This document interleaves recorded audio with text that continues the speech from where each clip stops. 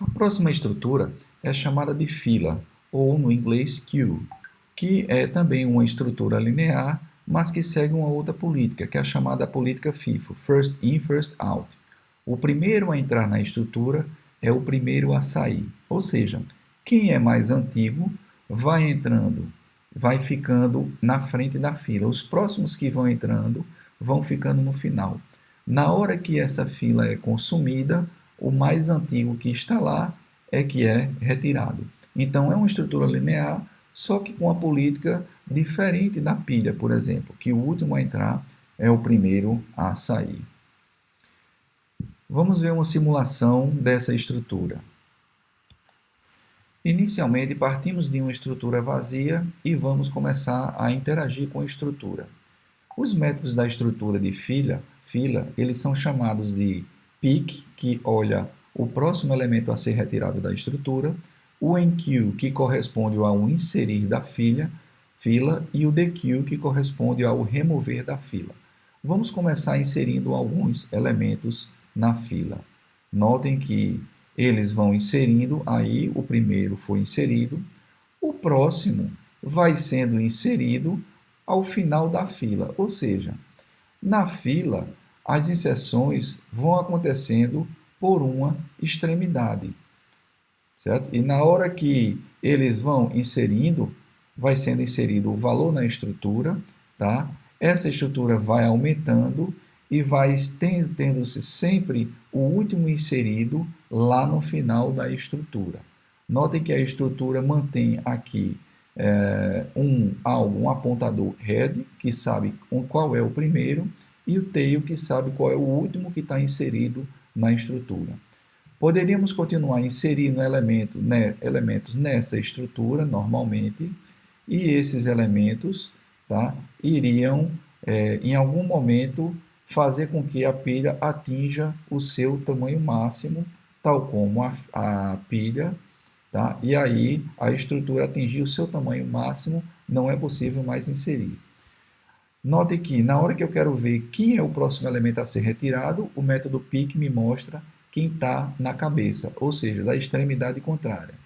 As inserções aconteciam nessa extremidade da direita, tá? E as remoções acontecem na outra extremidade, na esquerda. Vamos agora testar o dequeue, que remove um elemento.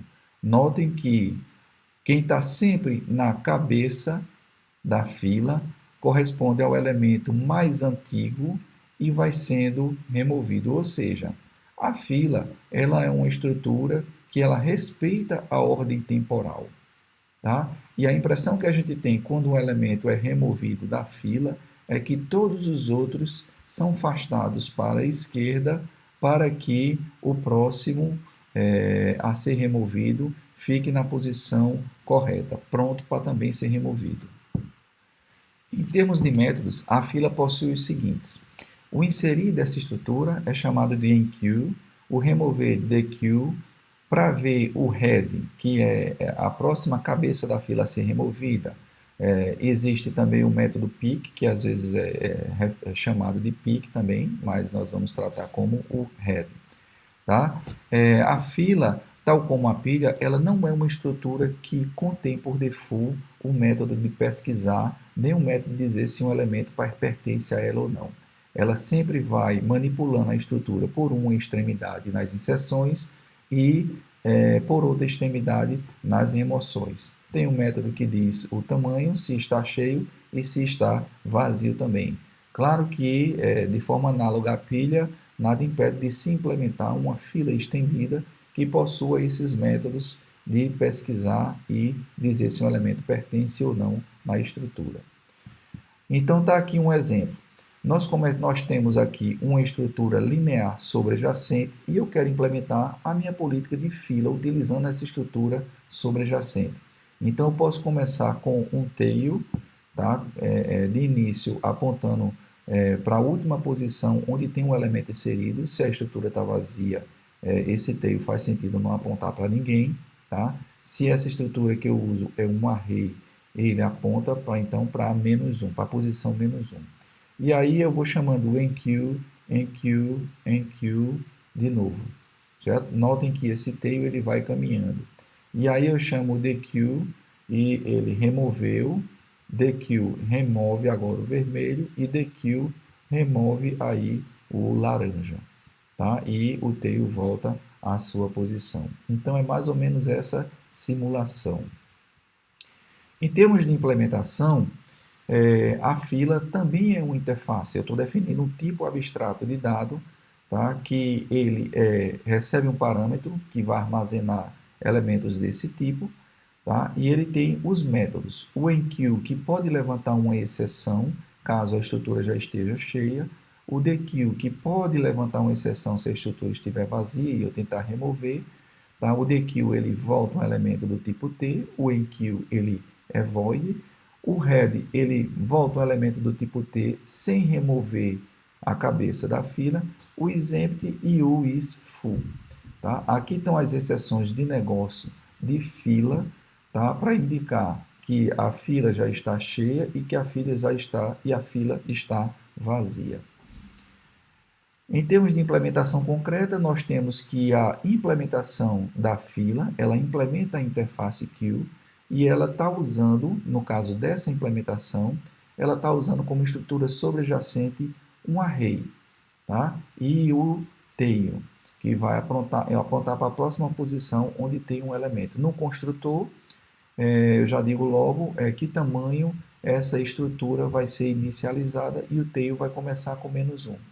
E aí, a implementação dos métodos, de todos os métodos da interface, tá considerando esse design daqui da estrutura que tem.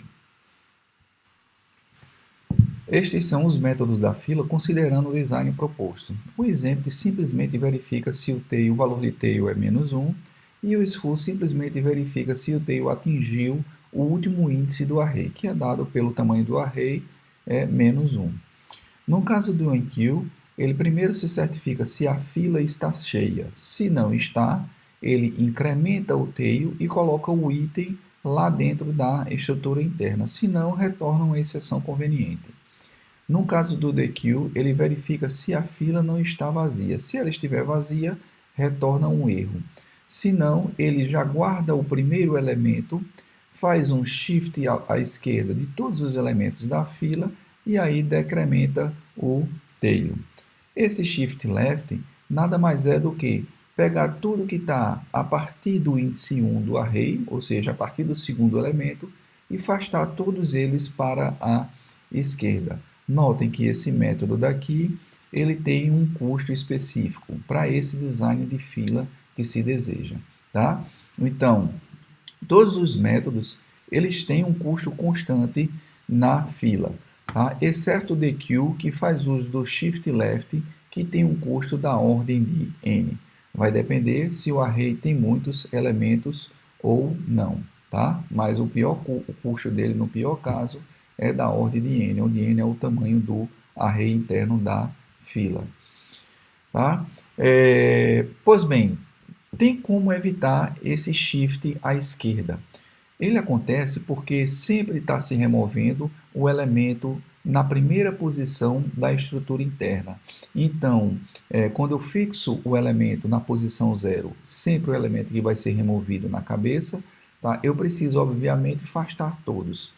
Mas, na realidade, o que se precisa é não só saber o último elemento que foi inserido, mas também o último elemento que foi removido. Então, se a estrutura puder ter um array sobrejacente interno e trabalhar com dois apontadores, um que informa a próxima posição a ser inserido e o outro que informa o próximo a ser removido, é possível ter as remoções em tempo constante também. Então, por exemplo, à medida que vai se inserindo por uma extremidade, o apontador tail ele vai sendo incrementado. E à medida que vai se removendo, o apontador head ele vai sendo incrementado também. Note que o apontador tail ele pode crescer se tiver espaço disponível na estrutura lá no começo dela. Esse apontador tail vem automaticamente para cá e as novas inserções continuam. Então, o tail ele pode aqui estar antes do head também. O head, lembrando que o head aponta a posição do próximo que vai ser removido, tá? Que é o mais antigo, tá? E o tail aponta a próxima posição vazia onde eu vou inserir. Desde que exista um espaço entre esses dois apontadores, é possível se ter novas inserções. E com isso, esse uso fica otimizado. Tá? Aqui está um exemplo de uma remoção que houve e o head anda. Automaticamente, essa caixa fica disponível para novas inserções acontecerem. E a ideia da pilha estar cheia, nesse caso, seria, se o tail vai sendo incrementado, significa que novas inserções são feitas. Se o tail atingir a última casa disponível, tá?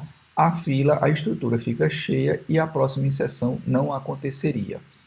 Por outro lado, se aqui não existem novas inserções e as remoções são feitas, o head vai se deslocando até atingir o último elemento que está lá na estrutura, certo? E aí as próximas remoções não podem acontecer porque não tem mais nenhum elemento, obviamente. Então, o jogo de olhar se a estrutura está cheia ou vazia nada mais é do que um joguinho de manipulação do head e do tail, tá? Aqui seria um exemplo do enqueue.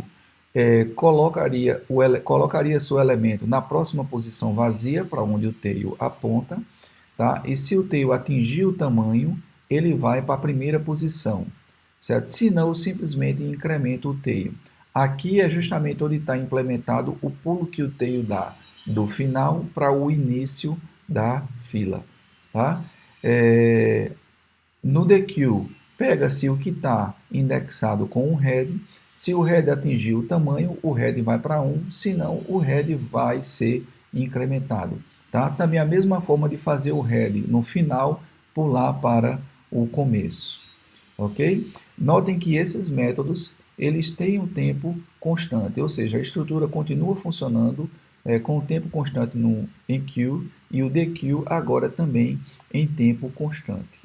Tá? Vejam que esse fato de fazer o head ir para 1 ou ele ser simplesmente incrementado poderia ser escrito de uma forma diferente.